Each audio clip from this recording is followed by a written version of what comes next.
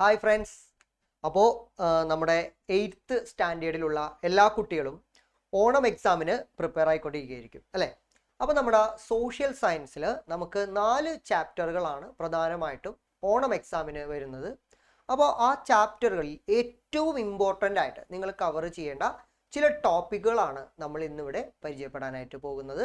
ആദ്യമായി നമ്മൾ ഒന്നാമത്തെ ചാപ്റ്ററിലേക്കാണ് വരുന്നത്. Chapter number 1, early human life അഥവാ ആദ്യകാല മനുഷ്യ ജീവിതം. ഈ ഒരു ചാപ്റ്ററിൽ പ്രധാനമായിട്ടും വരാൻ സാധ്യതയുള്ള ചോദ്യങ്ങൾ എന്ന് പറഞ്ഞാൽ വലുതും ചെറുതുമായി ധാരാളം ചോദ്യങ്ങൾ ഇതിൽ വരുന്നുണ്ട്. മാച്ച് ദ ഫോളോയിങ് പോലെയുള്ള ചോദ്യങ്ങളും complete the table, filling the blanks മുതലായിട്ടുള്ള ചോദ്യങ്ങൾ നമുക്കിവിടെ ചെറിയ രീതിയിൽ നമുക്ക് പ്രതീക്ഷിക്കാം. മാച്ച് ദ ഫോളോയിങ് ആണെങ്കിൽ അതൊരു വലിയ മാർക്കിന് 4 മാർക്കിനുള്ള ചോദ്യമായിട്ടും നമുക്കിവിടെ പ്രതീക്ഷിക്കാവുന്നതാണ്. അപ്പോൾ ഈ ചാപ്റ്ററിലെ പ്രധാനപ്പെട്ട ടോപ്പിക്കുകൾ അല്ലെങ്കിൽ ഏറ്റവും കൂടുതൽ ആവർത്തിച്ചു വരുന്ന ഭാഗങ്ങൾ ഏതൊക്കെയാണ്, ചോദ്യങ്ങൾ ഏതൊക്കെയാണ് എന്ന് നമുക്കൊന്ന് വിശദമായി തന്നെ പരിചയപ്പെടാം.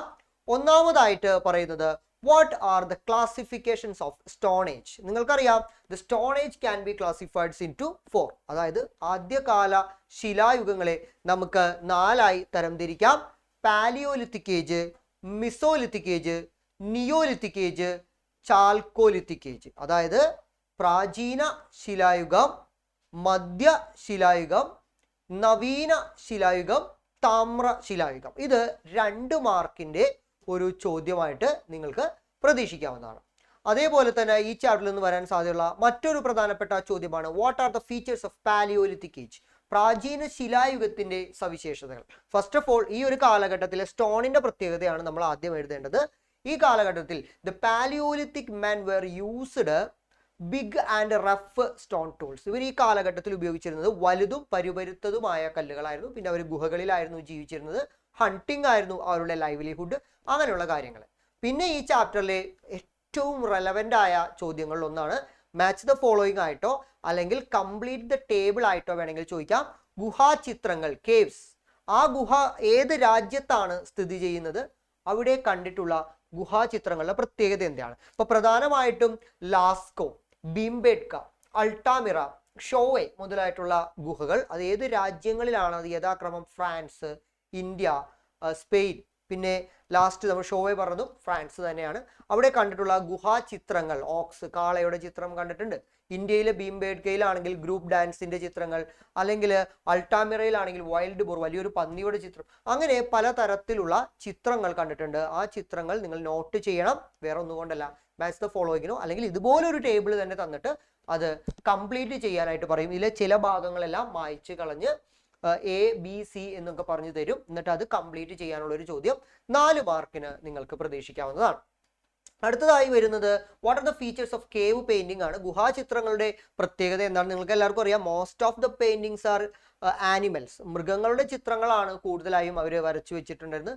അതിനുവേണ്ടി ഗുഹാചിത്രങ്ങൾക്ക് വേണ്ടി വിവിധ ഛായങ്ങൾ, നിറങ്ങൾ അവർ ഈ കാലഘട്ടത്തിൽ ഉപയോഗിച്ചിരുന്നു എന്നുള്ളത് മറ്റൊരു പ്രത്യേകതയാണ്. കേവ് പെയിന്റിങ്സ് കേവ്സിന്റെ ഇന്നർ വാളിലും സീലിങ്സിലും അവരത് ചെയ്തിരുന്നു. അങ്ങനെ പല പ്രത്യേകതകളുണ്ട്. ആ പ്രത്യേകതകൾ നിങ്ങൾ എന്ത് ചെയ്യുക, നന്നായി പഠിച്ചിരിക്കണം. ഇനി ഈ ഒരു ഭാഗത്തു നിന്നും പാലിയോലിത്തിക്കിൽ നിന്നും ചോദിക്കാൻ സാധ്യതയുള്ളത് സ്റ്റോൺ ടൂൾസിന്റെ കാര്യം നമ്മൾ പറഞ്ഞു. അങ്ങനെയുള്ള കുറച്ച് കാര്യങ്ങൾ പറഞ്ഞു. അതോടൊപ്പം തന്നെ ആ കാലഘട്ടത്തിലെ ഹണ്ടിങ്, വേട്ടയാടലിന്റെ പ്രത്യേകതകൾ. അവർ ഗ്രൂപ്പായിട്ടാണ്, കളക്റ്റീവ്ലി ആണ് അവർ ഹണ്ടിങ് ചെയ്തിരുന്നത്. ജെൻഡർ ഡിഫറൻസ് ഇല്ലാതെയാണ് അവർ ഹണ്ടിങ്ങിനായി പോയിരുന്നത്. അവർ ബാൻഡുകളായിട്ടായിരുന്നു സഞ്ചരിച്ചിരുന്നത്. അങ്ങനെയുള്ള പല പ്രത്യേകതകളും നിങ്ങൾക്ക് അറിയാവുന്നതാണ്. ആ കാര്യങ്ങൾ നന്നായി എഴുതി വയ്ക്കുക. 4 മാർക്കിന്റെ ഒരു ചോദ്യമായിട്ട് പ്രതീക്ഷിക്കാവുന്നതാണ്. ഇനി പാലിയോലിത്തിക് ഏജുമായി ബന്ധപ്പെട്ട് ഇന്ത്യയിലെ പ്രധാനപ്പെട്ട പാലിയോലിത്തിക്കിലെ സൈറ്റുകൾ, സ്ഥലങ്ങൾ ഏതെല്ലാമാണ് എന്ന് നിങ്ങളൊന്ന് നോട്ട് ചെയ്തിട്ടുണ്ടാവണം. ഇപ്പോൾ ഭീംബേട്ക എന്നുള്ളത് നമുക്ക് എല്ലാവർക്കും അറിയാവുന്നതാണ്. അതുകൂടാതെ നർമ്മദ വാലി, ഹൻസ്ഗി, നാഗാർജുനക്കൊണ്ട, കുർണൂൽ കേവ്സ്, ഇതേപോലെയുള്ള സ്ഥലങ്ങൾ ഇന്ത്യയിൽ പാലിയോലിത്തിക് ഏജുമായി, പ്രാചീന ശിലായുഗവുമായി ബന്ധപ്പെട്ടതാണ്. ഈ സ്ഥലങ്ങൾ ഏതെല്ലാം? അപ്പോൾ എക്സാമിന് ഈ പാലിയോലിത്തിക് സൈറ്റിന്റെ പേര് എഴുതാൻ പറയും. അത് ഏത് സ്റ്റേറ്റിലാണ് സ്ഥിതി ചെയ്യുന്നത് എന്നൊരു ചോദ്യം തീർച്ചയായിട്ടും നിങ്ങൾക്ക് പ്രതീക്ഷിക്കാവുന്നതാണ്. ഇനി ഈ ചാപ്റ്ററിലെ വളരെ പ്രധാനപ്പെട്ട ഒരു ഭാഗമാണ് മിസോലിത്തിക് ഏജ്. അപ്പോൾ ഒരു ചോദ്യം വരും, വാട്ട് ഈസ് മിസോലിത്തിക് ഏജ്? അതായത് നമ്മുടെ സെക്കൻഡ് സ്റ്റോൺ ഏജ്, അല്ലെങ്കിൽ this is the period of transition from paleolithic age to neolithic age. പ്രാചീന ശിലായുഗത്തിൽ നിന്നും നവീന ശിലായുഗത്തിലേക്ക് കടന്നു പോകുന്നതിനിടയിലായി സംഭവിച്ച ഒരു കാലഘട്ടമാണ് മിസോലിത്തിക് ഏജ് അഥവാ മധ്യശിലായുഗം എന്ന് പറയുന്നത്. ഈ കാലഘട്ടത്തിൽ the man where used small tools. ഈ കാലഘട്ടങ്ങളിൽ ചെറിയ കല്ലുകളാണ് അവർ ഉപയോഗിച്ചിരുന്നത്. Started settled permanently. ഇവരൊരു സെമി നൊമാഡുകളായിരുന്നു. അപ്പോഴും പാലിയോലിത്തിക് ഏജിനെ അപേക്ഷിച്ച് മിസോലിത്തിക് ഏജിൽ മനുഷ്യൻ ചില സ്ഥലങ്ങളിൽ താൽക്കാലികമായാണെങ്കിലും താമസിക്കാൻ തുടങ്ങി എന്നുള്ളത് ഈ ഒരു കാലഘട്ടത്തിന്റെ പ്രത്യേകതയാണ്. അതേപോലെ തന്നെ ഉറപ്പായും വരുന്ന ഒരു ചോദ്യമുണ്ട്, what are the reason for the Mesolithic age is also known as microlithic age. മധ്യശിലായുഗത്തെ സൂക്ഷ്മശിലായുഗം എന്ന് അറിയപ്പെടുന്നതിനുള്ള കാരണം എന്താണ്? വളരെ simple. It is because they were used small and sharp pointed stone tools for their hunting and other livelihood. മനുഷ്യൻ അവന്റെ മറ്റു കാര്യങ്ങൾക്കും അവന്റെ വേട്ടയാടുന്നതിനും മറ്റു പർപ്പസിനും വേണ്ടി അവൻ ഉപയോഗിച്ചിരുന്നത് ചെറുതും മൂർച്ചയേറിയതുമായ ശിലായുധങ്ങൾ ആയിരുന്നു എന്നുള്ളതാണ് ഇതിന്റെ ഏറ്റവും വലിയൊരു പ്രത്യേകത. ഇനി നിങ്ങൾ ഷുവറായിട്ടും പഠിച്ചിരിക്കേണ്ട ഈ ഭാഗത്തു നിന്നും വരുന്ന ഷുവർ ക്വസ്റ്റ്യനിൽ ഒന്നാണ്, what are the features of mesolithic age? മധ്യശിലായുഗത്തിന്റെ സവിശേഷതകൾ എന്താണ്? മനുഷ്യൻ settled life began the settled life, was able to hunt animals afar. ദൂരെ നിന്ന് മൃഗങ്ങളെ വേട്ടയാടാൻ മനുഷ്യന് കഴിഞ്ഞിരുന്നു. Bows and arrows were used. മനുഷ്യൻ കല്ലുകൾക്ക് പുറമെ അമ്പും വില്ലും ഉപയോഗിക്കാൻ തുടങ്ങിയ ഒരു കാലഘട്ടമാണ്. Domestication of dogs. നായ്ക്കളെ ഇണക്കി വളർത്തിയതാണ്. Began to share the ornaments and tools. സാധനങ്ങളും ആഭരണങ്ങളും മനുഷ്യൻ കൈമാറ്റം ചെയ്യാൻ തുടങ്ങിയ ഒരു കാലഘട്ടമാണ്. അതേപോലെ തന്നെ longs wear used for navigation. അവര് ജലത്തിലൂടെ യാത്ര ചെയ്യുന്നതിന് വേണ്ടി തടികൾ കൂട്ടിക്കെട്ടിയിട്ടുള്ള കാര്യങ്ങൾ, ഒരു ചെറിയ ചങ്ങാടം പോലുള്ള കാര്യങ്ങളെല്ലാം ഉപയോഗിച്ച് മനുഷ്യൻ യാത്ര ചെയ്തിരുന്ന ഒരു കാലഘട്ടമാണ് മിസോലിത്തിക് ഏജ് എന്ന് പറയുന്നത്. അപ്പോൾ ഈ ഒരു കാര്യങ്ങളെല്ലാം നിങ്ങൾ പ്രധാനമായും നോക്കിയിട്ടുണ്ടാവണം. ഓക്കെ, ഇനി അടുത്തതായിട്ട് പറയുന്നത് നിയോലിത്തിക് ഏജ് ആണ്, അഥവാ നവീന ശിലായുഗമാണ്. നവീന ശിലായുഗത്തിന്റെ പ്രത്യേകത എന്ന് വെച്ചാൽ food gathering to food production. ഭക്ഷ്യ സമ്പാദനത്തിലേക്ക് മനുഷ്യൻ വന്ന ഒരു കാലഘട്ടമാണ്. ഭക്ഷ്യ ഉൽപാദനം എന്ന് പറയുന്നത് ഫുഡ് അന്വേഷിച്ച്, അതായത് ഫുഡ് ഗ്യാതറിങ്ങിൽ നിന്നും മനുഷ്യൻ ഫുഡ് പ്രൊഡക്ഷനിലേക്ക്, ഭക്ഷണം ഉൽപ്പാദിപ്പിക്കുന്നതിലേക്ക് മനുഷ്യൻ മാറിയ ഒരു കാലഘട്ടമാണ് ഈ ഒരു നവീന ശിലായുഗം അല്ലെങ്കിൽ നിയോലിത്തിക് ഏജ് എന്ന് പറയുന്നത്. ഈ ഒരു കാലഘട്ടത്തിൽ മനുഷ്യൻ ഉപയോഗിച്ചിരുന്നത് പോളിഷ്ഡ് സ്റ്റോൺ ടൂൾസ് ആണ്, അഥവാ ചെത്തി മിനുക്കിയ ആയുധങ്ങളായിരുന്നു ഉപയോഗിച്ചിരുന്നത് എന്നുള്ളതാണ് ഈ ഒരു കാലഘട്ടത്തിന്റെ പ്രത്യേകത. ഇനി ഇതിന്റെ ഫീച്ചേഴ്സ് നമ്മൾ പറയുകയാണെങ്കിൽ ഒരുപാട് കാര്യങ്ങൾ നമുക്കിവിടെ പറയാനായിട്ടുണ്ട്. അപ്പോൾ അതിൽ പ്രധാനമായിട്ടും ഇവിടെ മനുഷ്യൻ കൃഷി ആരംഭിച്ചു, കൾട്ടിവേഷൻ ആരംഭിച്ചു എന്നുള്ളൊരു പ്രത്യേകതയാണ്. Settled down in the river Valley. നദികളുടെ തീരങ്ങളിൽ മനുഷ്യൻ താമസം ആരംഭിച്ചു. Domestication of cattles or animals. മനുഷ്യൻ മൃഗങ്ങളെ പരിപാലിക്കാനായിട്ട് തുടങ്ങിയ, അല്ലെങ്കിൽ മൃഗങ്ങളെ ഇടയ്ക്ക് വളർത്താൻ തുടങ്ങിയ ഒരു കാലഘട്ടമാണിത്. ഇത് എല്ലാം കൂടാതെ ഇതിൽ നിന്നും ഒരു മാർക്കിന് മാത്രം സെപ്പറേറ്റ് ഒരു ചോദ്യം വരാം. Gordon Childe, the famous archaeologist, called this era is known as neolithic revolution. ഇതിനെ നവീന ശിലായുഗ വിപ്ലവം എന്നാണ് ഗോർഡൻ ചൈൽഡ് എന്ന് പറയുന്ന പ്രശസ്ത ഓസ്ട്രേലിയൻ ആർക്കിയോളജിസ്റ്റ് അഭിപ്രായപ്പെടുന്നത്. അത് ഒരു മാർക്കിന് സെപ്പറേറ്റ് ക്വസ്റ്റ്യൻ ആയിട്ട് നിങ്ങൾക്ക് പ്രതീക്ഷിക്കാവുന്നതാണ്. വളരെ ഇമ്പോർട്ടൻ്റ് ആയിട്ടുള്ള ഒരു ചോദ്യമാണ് അത് എന്ന് നിങ്ങൾ മനസ്സിലാക്കാം. ഇനി നിയോലിത്തിക് ഏജിലെ പ്രധാനപ്പെട്ട സൈറ്റുകൾ നമ്മൾ ചോദിക്കും. സാധാരണ പാലിയോലിത്തിക് ഏജിലെ ചോദിക്കാറുണ്ട്, മിസോലിത്തിക് ഏജിലെ പ്രധാനപ്പെട്ട സ്ഥലങ്ങൾ ഏതാണെന്ന് ചോദിക്കാറുണ്ട്. അതുപോലെ നിയോലിത്തിക് ഏജിലെയും സൈറ്റ് ചോദിക്കാം. അപ്പോൾ അവിടെ വരുന്ന ഒരു പ്രധാനപ്പെട്ടത് കേരളത്തിലെ ഇടയ്ക്കൽ കേവ് ആണ്. അത് നിയോലിത്തിക് ഏജിന്റെ ഒരു പ്രധാനപ്പെട്ട തെളിവാണ്. അത് കേരളത്തിൽ എവിടെയാണ്? വയനാട് ജില്ലയിലാണ് സ്ഥിതി ചെയ്യുന്നത്. ആ കാര്യങ്ങൾ നോക്കിയിരിക്കണം. നിയോലിത്തിക് ഏജിനെ കുറിച്ച് എടുത്ത് പറയേണ്ട ഒരു ഭാഗമാണ് ലേക്ക് വില്ലേജ്, തടാക ഗ്രാമം, സ്വിറ്റ്സർലാൻഡിൽ. അത് ഈ ഒരു കാലഘട്ടത്തിൽ നമ്മൾ മനസ്സിലാക്കേണ്ടത് ചക്രം പോലും കണ്ടുപിടിച്ചിട്ടില്ലാത്ത ആ ഒരു കാലഘട്ടത്തിൽ, അല്ലെങ്കിൽ ഇരുമ്പ് പോലും കണ്ടുപിടിച്ചിട്ടില്ലാത്ത ആ ഒരു കാലഘട്ടത്തിൽ നദിയുടെ മുകളിൽ മനുഷ്യൻ അവന്റെ വാസസ്ഥലം പണിതുയർത്തി എന്ന് പറയുന്നത് അന്നത്തെ കാലഘട്ടത്തിൽ നിയോലിത്തിക് ഏജിലെ മനുഷ്യൻ ആർജിച്ചെടുത്ത ടെക്നിക്കൽ നോഹൌവിന്റെ ഏറ്റവും വലിയ ഒരു തെളിവായി നമുക്ക് പരിഗണിക്കാം എന്നുള്ളതായിരുന്നു. പിന്നെ അതുകൂടാതെ നമ്മുടെ നിയോലിത്തിക് ഏജിൽ മറ്റൊരു പ്രധാനപ്പെട്ട ഒരു ഇതാണ് ഈ പറഞ്ഞ ജാർമോ ഗ്രാമം, ജാർമോ വില്ലേജ്. അത് നിങ്ങൾ നോക്കിയിട്ടുണ്ടാവണം, വളരെ വളരെ ഇമ്പോർട്ടൻ്റ് ആണ്. അതേപോലെ തന്നെ നമ്മൾ നിയോലിത്തിക് ഏജിലെ സ്ഥലങ്ങൾ പോലെ തന്നെ നമ്മൾ ചാൽക്കോലിത്തിക് ഏജിലെയും സ്ഥലങ്ങളും. അപ്പോൾ ചാൽക്കോലിത്തിക് ഏജ് എന്താണെന്ന് വെച്ചാൽ it's a transition period from the stone age to metal. മനുഷ്യൻ കല്ലിൻ്റെ ഉപയോഗം കുറച്ച് പകരം ലോഹങ്ങൾ ഉപയോഗിച്ച് തുടങ്ങിയ ഒരു കാലഘട്ടമാണ് ചാൽക്കോലിത്തിക് ഏജ് അഥവാ താമ്രശിലായുഗം എന്ന് പറയുന്നത്. ഈ കാലഘട്ടത്തിൽ മനുഷ്യൻ ചെമ്പ് കണ്ടുപിടിക്കുകയും കല്ല് ഉപയോഗിക്കുന്നതോടൊപ്പം തന്നെ മനുഷ്യൻ ചെമ്പും ഉപയോഗിച്ചുകൊണ്ടിരുന്നിരുന്ന ഒരു കാലഘട്ടമാണ് ചാൽക്കോലിത്തിക് ഏജ് അഥവാ താമ്രശിലായുഗം എന്ന് പറയുന്നത്. ഈ ഒരു ഭാഗം വളരെ ഇമ്പോർട്ടൻ്റ് ആണ്. ചാൽക്കോലിത്തിക് ഏജിലെ ഇന്ത്യൻ സബ് കോണ്ടിനെന്റിലെ പ്രധാനപ്പെട്ട ഒരു സ്ഥലം എന്ന് പറയുന്നത് ചാതൽ ഹോയോഗ് ആണ്.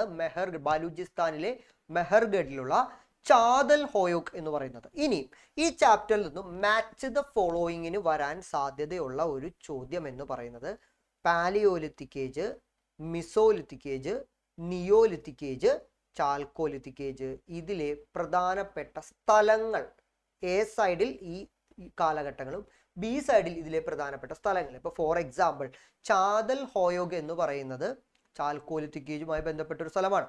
ഇടയ്ക്കൽ എന്ന് പറയുന്നത് നിയോലിത്തിക് ഏജുമായി ബന്ധപ്പെട്ട ഒരു സ്ഥലമാണ്. അല്ലെങ്കിൽ തടാക ഗ്രാമം ലേക്ക് വില്ലേജ് എന്ന് പറയുന്നത് നിയോലിത്തിക്കുമായി ബന്ധപ്പെട്ടതാണ്.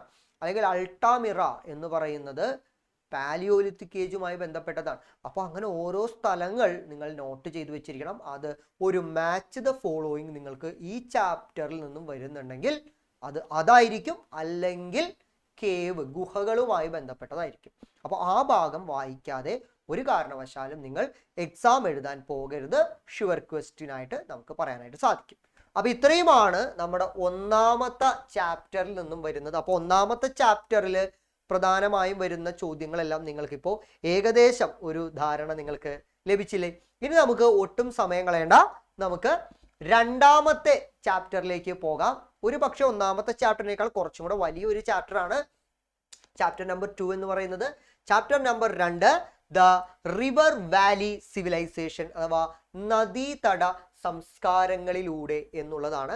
അപ്പോൾ ഈ ചാപ്റ്ററിന്റെ പ്രത്യേകതകൾ എന്തെല്ലാമാണെന്ന് നോക്കാം. അതിൽ ആദ്യം തന്നെ വളരെ വലിയ സാധ്യതയുള്ളൊരു ചോദ്യമാണോ എന്ന് ചോദിച്ചു കഴിഞ്ഞാൽ ഒരു പക്ഷേ 2 മാർക്കിന് വരാൻ സാധ്യതയുള്ളൊരു ചോദ്യമാണ്. ലോകത്തെ പ്രധാനപ്പെട്ട റിവർ വാലി സിവിലൈസേഷൻസ് ഏതെല്ലാമാണ്? Major river valley civilizations in the world, that is Indus valley civilization, Egyptian civilization, Mesopotamian civilization, Chinese civilization. അങ്ങനെ 4 സംസ്കാരങ്ങളാണ് നമ്മുടെ ഈ ലോകത്തെ ഏറ്റവും പ്രധാനപ്പെട്ട സംസ്കാരങ്ങൾ എന്ന് പറയുന്നത്. അതിൽ തന്നെ what are the features of Indus valley civilisation? Sindhu നദീതട സംസ്കാരത്തിന്റെ പ്രത്യേകത വേണമെങ്കിൽ ഒരു 4 മാർക്കിനുള്ള ഒരു ചോദ്യമായിട്ട് നിങ്ങൾക്ക് പ്രതീക്ഷിക്കാം. ഏകദേശം 3000 years ബിഫോർ ഫ്ലറിഷ് ചെയ്ത ഒരു സിവിലൈസേഷൻ, അത് ഇൻഡസ് വാലിയുടെ തീരത്തായിരുന്നു എന്നുള്ളൊരു ചോദ്യമുണ്ട്. 1 മാർക്കിനുള്ള ചോദ്യവും ഈ ഭാഗത്തു നിന്ന് വരാം. കാരണം 1921 ഇങ്ങനെ ഒരു സിവിലൈസേഷൻ ലോകത്ത് എക്സിസ്റ്റ് ചെയ്തിരുന്നു എന്ന് നമ്മുടെ പബ്ലിക് അറിയുന്നത്. അന്നത്തെ ആർക്കിയോളജിക്കൽ സർവേ ഓഫ് ഇന്ത്യയുടെ ഡയറക്ടർ ആരായിരുന്നു? സർ ജോൺ മാർഷൽ ആയിരുന്നു അന്നത്തെ ആർക്കിയോളജിക്കൽ സർവേ ഓഫ് ഇന്ത്യയുടെ ഡയറക്ടർ. അപ്പൊ അദ്ദേഹത്തിന്റെ പേര് ചോദിക്കും. അദ്ദേഹത്തിന്റെ പേര് ചോദിക്കുന്നതോടൊപ്പം തന്നെ ചോദിക്കാൻ സാധ്യതയുള്ള മറ്റൊരു പ്രധാനപ്പെട്ട പേരാണ് ദയാറാം സാനി. ആരാണ് ദയാറാം സാനി? He was the leader of the excavation led by the Harappa. ഹാരപ്പയിലെ ഉത്ഖനനത്തിന് നേതൃത്വം നൽകിയ ആർക്കിയോളജിക്കൽ സർവേ ഓഫ് ഇന്ത്യയുടെ ഒരു പ്രധാനപ്പെട്ട ഉദ്യോഗസ്ഥനായിരുന്നു ദയാറാം സാനി. ആർ ഡി ബാനർജി ആവട്ടെ മോഹൻജൊദാരോയിൽ എക്സ്കവേഷൻ ചെയ്ത വ്യക്തിയാണ്. അപ്പോൾ ആ കാര്യങ്ങൾ നിങ്ങൾ പ്രധാനമായും ഒന്ന് നോക്കിയിട്ടുണ്ടാവണം. 1 മാർക്കിനാണെങ്കിൽ പോലും ഈ ചാപ്റ്ററിൽ നിന്നും ഒരു ഷുവർ ക്വസ്റ്റ്യൻ ആയിട്ട് നിങ്ങൾക്ക് പ്രതീക്ഷിക്കാവുന്ന ഒരു ചോദ്യമാണത്. ഇനി ഈ ഭാഗത്തു നിന്നും ഏറ്റവും കൂടുതൽ ചോദിക്കാൻ സാധ്യതയുള്ള 2 ചോദ്യങ്ങൾ നമുക്ക് പറയാം. ഒന്ന്, features of Harappan cities. Harappan നഗരത്തിന്റെ പ്രത്യേകത നിങ്ങൾക്ക് എല്ലാവർക്കും അറിയാവുന്നതാണ്. ഹാരപ്പൻ നഗരത്തിന് വെസ്റ്റ് പാർട്ട് ഉണ്ട്, അഥവാ പടിഞ്ഞാറൻ ഭാഗമുണ്ട്, ഈസ്റ്റ് പാർട്ട് ഉണ്ട്. വെസ്റ്റ് പാർട്ട് എന്ന് പറഞ്ഞാൽ that was higher land used by the administrators. ഭരണാധികാരികൾ ഉപയോഗിച്ചിരുന്ന ഭാഗമായിരുന്നു വെസ്റ്റ് പാർട്ട് എന്ന് പറയുന്നത്. അപ്പോൾ ഭരണാധികാരികൾ ഉപയോഗിച്ചിരുന്നു എന്നതിനുള്ള എവിഡൻസ് എന്താണ്? They were discovered a big building, probably an assembly hall. ഒരു നിയമസഭ എന്ന് പറയാവുന്ന ഒരു വലിയ ഒരു കെട്ടിടത്തിന്റെ അവശിഷ്ടങ്ങൾ അവിടെ നിന്ന് ലഭിച്ചിട്ടുണ്ട്. അപ്പൊ ഭരണാധികാരികളുള്ള സ്ഥലത്താകുമല്ലോ സ്വാഭാവികമായിട്ടും അത്തരത്തിലുള്ള നിർമ്മിതികൾ ഉണ്ടാകുന്നത്. അപ്പൊ അത് തന്നെയാണ് ഇതിന്റെ ഏറ്റവും വലിയ തെളിവായിട്ട് പറയുന്നത്. ഇനി ഈസ്റ്റേൺ പാർട്ടിൽ സാധാരണക്കാരുടെ വീടുകളാണ് കൂടുതലും എക്സ്കവേഷനിൽ നിന്നും കണ്ടെത്താനായിട്ട് സാധിച്ചിട്ടുള്ളത്. അപ്പൊ അതൊരു പ്രത്യേകതയാണ്. അതുകൂടാതെ ഹാരപ്പൻ സിറ്റീസിന്റെ മറ്റു പ്രത്യേകതകളും നിങ്ങൾ നോക്കിയിട്ടുണ്ടാവണം. ഇത് ബ്രണ്ട് ബ്രിക്സ്, ചുട്ട ഇഷ്ടികകൾ കൊണ്ടാണ് ഇത് നിർമ്മിച്ചിരുന്നത്. 2 പാർട്ടുകൾ ഉണ്ടായിരുന്നു എന്നുള്ളൊരു പ്രത്യേകതയാണ്. മാത്രമല്ല houses were build along with the both side of the planned street. ഒരു നല്ലൊരു റോഡിന്റെ ഇരുവശങ്ങളിലുമായാണ് ഹാരപ്പയിൽ വീടുകളും മറ്റു കെട്ടിടങ്ങളും എല്ലാം നിർമ്മിച്ചിരുന്നത് എന്നുള്ളത് മറ്റൊരു പ്രത്യേകതയായിട്ട് നമുക്ക് പറയാവുന്നതാണ്. ഇനി ഈ ഭാഗത്തെ രണ്ടാമത്തെ പ്രധാനപ്പെട്ട ചോദ്യമാണ് ഡ്രെയിനേജ് സിസ്റ്റം, അല്ലെങ്കിൽ ഹാരപ്പയിലെ അഴുക്കുചാൽ സംവിധാനം എന്ന് പറയുന്നത് വളരെ ഇമ്പോർട്ടൻ്റ് ആയിട്ടുള്ള ഒരു ചോദ്യമാണ്. അപ്പോൾ ഹാരപ്പയുടെ ഡ്രെയിനേജ് സിസ്റ്റത്തെ കുറിച്ച് പറയുകയാണെങ്കിൽ ഇതിന്റെ ഹാരപ്പയുടെ ഒരു പെർട്ടിക്കുലർ ഫീച്ചർ ആയിട്ട് നമുക്ക് ഇതിനെ പരിഗണിക്കാം. മാത്രമല്ല water from the houses let out into the drain, അതായത് വീടുകളിൽ നിന്നും വരുന്ന മലിനജലം ഈ ഡ്രെയിനേജിലേക്കായിരുന്നു പുറന്തള്ളിയിരുന്നത്. Drains were build burnt bricks and covered with stone slabs. ഇത് നിർമ്മിച്ചിരുന്നത് ചുട്ട ഇഷ്ടികകൾ കൊണ്ടായിരുന്നെങ്കിൽ ഇത് മൂടിയിരുന്നത് കൽപ്പാളികൾ കൊണ്ടായിരുന്നു എന്നുള്ളതാണ്. Effective drainage system existed even the small towns and village also. അതായത് ഈ ഒരു ഇത്രയും എന്താ പറയുക കാര്യക്ഷമമായ ഈ ഒരു സിസ്റ്റം ചെറിയ ഗ്രാമങ്ങളിലും നഗരങ്ങളിൽ പോലും, ഹാരപ്പയുടെ ചെറിയ നഗരങ്ങളിൽ പോലും അത് കാണാനുണ്ടായിരുന്നു എന്നുള്ളതായിരുന്നു അതിൻ്റെ ഏറ്റവും വലിയ പ്രത്യേകതയായിട്ട് നമുക്ക് പരിഗണിക്കാനായിട്ട് സാധിക്കുന്നത്. അപ്പോൾ ഇതായിരുന്നു ഹാരപ്പയുടെ മറ്റൊരു പ്രധാനപ്പെട്ട പ്രത്യേകതയായിട്ട് നമുക്ക് പറയാനായിട്ട് ഉള്ളത്. ഇനി ഹാരപ്പയിൽ 1 മാർക്കിനുള്ള ചോദ്യമായിട്ടോ അല്ലെങ്കിൽ 2 മാർക്കിനുള്ള ചോദ്യമായിട്ടോ അല്ലെങ്കിൽ മാച്ച് ദ ഫോളോയിങ് ആയിട്ടോ വരാൻ സാധ്യതയുള്ളതാണ് ഹാരപ്പയിലെ മോഹൻജദാരോയിലെ ഗ്രേറ്റ് ബാത്ത്. മോഹൻജദാരോയിലെ ഗ്രേറ്റ് ബാത്ത് ഒരു വളരെ വലിയ ഒരു പ്രധാനപ്പെട്ട ചോദ്യമാണ്. അത് മോഹൻജദാരോയിൽ പണി കഴിപ്പിച്ചിരുന്ന ഒരു വലിയ പൂളായിരുന്നു, ഒരു വലിയ കുളമായിരുന്നു, ഒരു വലിയ സ്നാനഘട്ടമായിരുന്നു എന്ന് നിങ്ങൾ മനസ്സിലാക്കുക. ഇത് ആ കാലഘട്ടത്തിലെ ജനങ്ങൾ ആർജിച്ചെടുത്ത ടെക്നോളജിക്കൽ നോ ഹൗവിൻ്റെ ഏറ്റവും സോളിഡ് എവിഡൻസ് ആയിട്ട് നമുക്കിതിനെ പരിഗണിക്കാനായിട്ട് സാധിക്കും. അപ്പോൾ ഇത് മാച്ച് ദ ഫോളോയിങ്ങിൽ വേണമെങ്കിൽ കയറി വന്നേക്കാം.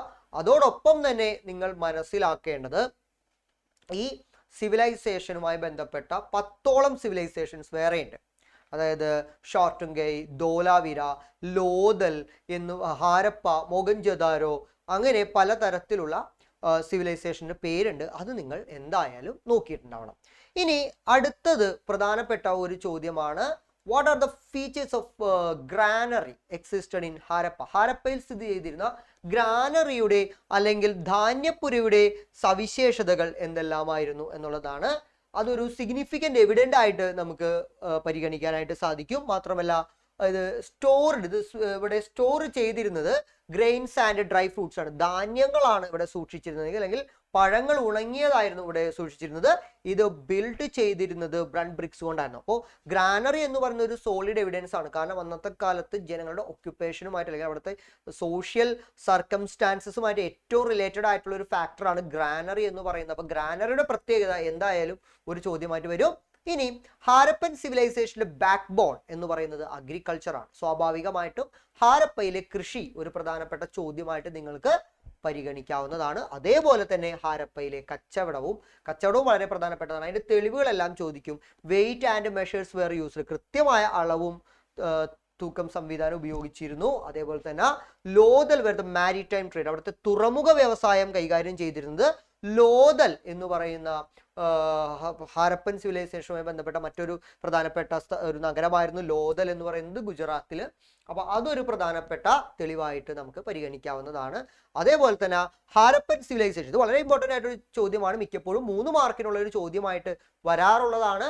Harappan civilization came to be known as Bronze Age civilization. Why? Harappan സംസ്കാരത്തെ എന്തുകൊണ്ട് വെങ്കല സംസ്കാരം എന്ന് പറയുന്നു?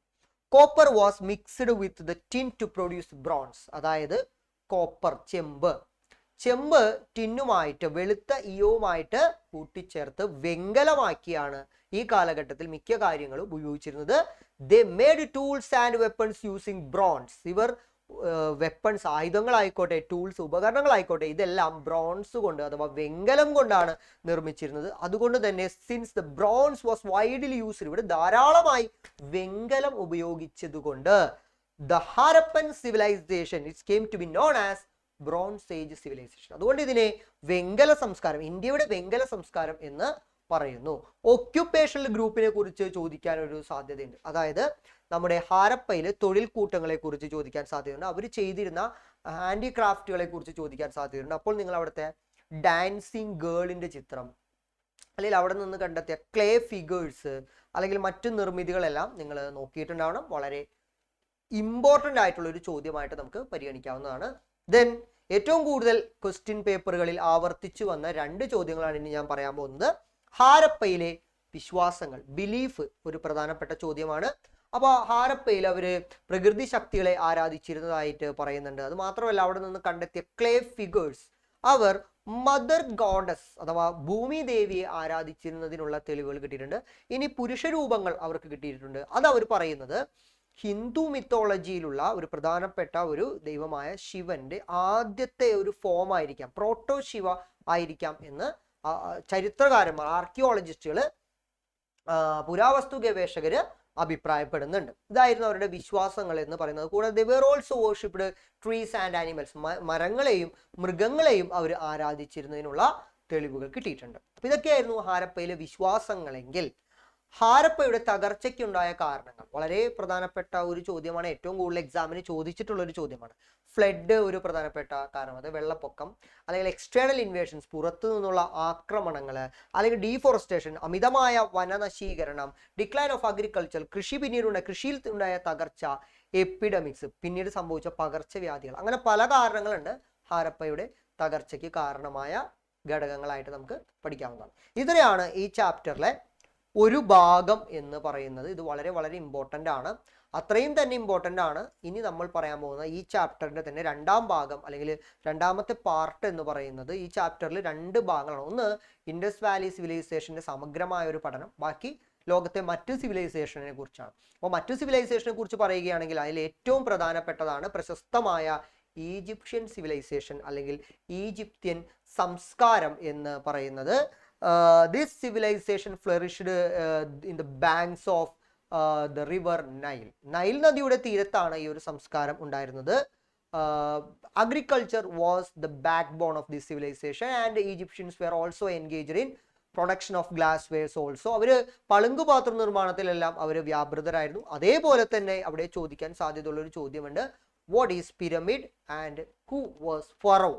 ഫറോ ആരായിരുന്നെന്നും പിരമിഡ് എന്തായിരുന്നു എന്നും നിങ്ങൾ പഠിച്ചിട്ടുണ്ടോ. 1 മാർക്കിനുള്ള ചോദ്യമായിട്ട് സാധ്യതയ്ക്ക് നമുക്ക് വകയുണ്ട്. ഇനി അടുത്ത ഒരു പ്രധാനപ്പെട്ട ചോദ്യമാണ് ഹൈറോഗ്ലിഫിക്സ്. അതായത് ഈജിപ്തുകാരുടെ ഏറ്റവും പ്രധാനപ്പെട്ട എഴുത്ത് വിദ്യയായ ഹൈറോഗ്ലിഫിക്സ് എന്താണ് എന്നൊരു ചോദ്യം നിങ്ങൾക്ക് തീർച്ചയായും എക്സാമിന് പ്രതീക്ഷിക്കാവുന്ന ഒരു കാര്യമാണ്. അതേപോലെ തന്നെ ഈജിപ്ഷ്യൻ സംസ്കാരത്തിന്റെ മേന്മകൾ, അഡ്വാൻറ്റേജസ് എന്തെല്ലാമായിരുന്നു. അവര് സോളാർ കലണ്ടർ ഡെവലപ്പ് ചെയ്തിട്ടുണ്ടായിരുന്നു. അതേപോലെ തന്നെ സൺഡേൽ ക്ലോക്ക്, വാട്ടർ ക്ലോക്ക്, അവിടെ ആർക്കിടെക്ചറൽ സ്കില്ലിന് ഏറ്റവും വലിയ എക്സാമ്പിളായ സ്ഫിങ്സ്, അതായത് ഹ്യൂമൻ ഹെഡും ലയൺ ബോഡിയിൽ അവർ റെഡിയാക്കി എടുത്ത ഒരു സ്കൾപ്ചറാണ് സ്ഫിങ്സ് എന്ന് പറയുന്നത്. അതുകൂടാതെ അവർ മാത്തമാറ്റിക്സിൽ വളരെ വളരെ കഴിവുള്ളവരായിരുന്നു. അവർ ട്രയാങ്കിളിൻ്റെയും റെക്റ്റാങ്കിളിൻ്റെയും സർക്കിളിൻ്റെയും എല്ലാം കൃത്യമായ ഏരിയ കണക്കാക്കാൻ പഠിച്ചിരുന്നവരായിരുന്നു. അതുമാത്രമല്ല ഒരു വർഷം എന്ന് പറയുന്നത് 365 ഡേയ്സ് ആണ് എന്ന് കണ്ടെത്തിയവരായിരുന്നു അവർ. അതിൽ 360 ഡേയ്സും അവർ ജോലി ചെയ്യാൻ ഉപയോഗിച്ചപ്പോൾ ബാലൻസ് വന്ന 5 ദിവസം അവർ ആഘോഷങ്ങൾക്ക് വേണ്ടിയാണ് ഉപയോഗിച്ചിരുന്നത്. മാത്രമല്ല ഒരു മാസത്തെ 30 ദിവസങ്ങൾ അടങ്ങുന്ന 12 മാസങ്ങളായി അവർ കണ്ടിരുന്നു. അപ്പോൾ സ്വാഭാവികമായും 360 ഡേയ്സ് വരും. ബാലൻസ് വരുന്ന 5 ഡേയ്സ് ആണ് അവർ ആഘോഷങ്ങൾക്ക് വേണ്ടി മാറ്റിവെച്ചിരുന്നത്. അപ്പം ഇങ്ങനെയൊക്കെയുള്ളൊരു സയൻറ്റിഫിക്കലി പ്രൂവ്ഡ് ആയിട്ടുള്ള ഒരു സിവിലൈസേഷൻ കൂടിയായിരുന്നു ഈജിപ്ഷ്യൻ സിവിലൈസേഷൻ എന്ന് പറയുന്നത്. അവരുടെ കൺസ്ട്രക്ഷൻ ഒക്കെ കാണുമ്പോൾ തന്നെ നമുക്ക് മനസ്സിലാവുന്ന കാര്യമാണ്. ഇനി അടുത്ത ഒരു പ്രധാനപ്പെട്ട ഒരു ഭാഗമാണ് മെസോപ്പൊട്ടോമിയ. മെസോപ്പൊട്ടോമിയയുടെ പ്രത്യേകത എന്തായാലും ചോദിക്കാൻ സാധ്യതയുണ്ട്. നമ്മൾ മനസ്സിലാക്കേണ്ടത് ഇത് ഏത് നദിയുടെ തീരത്താണ്.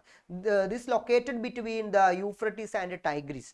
ടൈഗ്രീസ് നദിയുടെയും യൂഫ്രട്ടീസ് നദിയുടെയും തീരത്ത്, ഇരു നദികളുടെയും നടുവിലായി സ്ഥിതി ചെയ്യുന്ന ഒരു ഭാഗമാണ് മെസോപ്പൊട്ടോമിയ. മെസോപ്പൊട്ടോമിയ എന്ന വാക്കിനർത്ഥം the land between the rivers എന്നാണ്, നദികൾക്കിടയിലെ ഭൂപ്രദേശം എന്നാണ് ഇത് അറിയപ്പെടുന്നത്.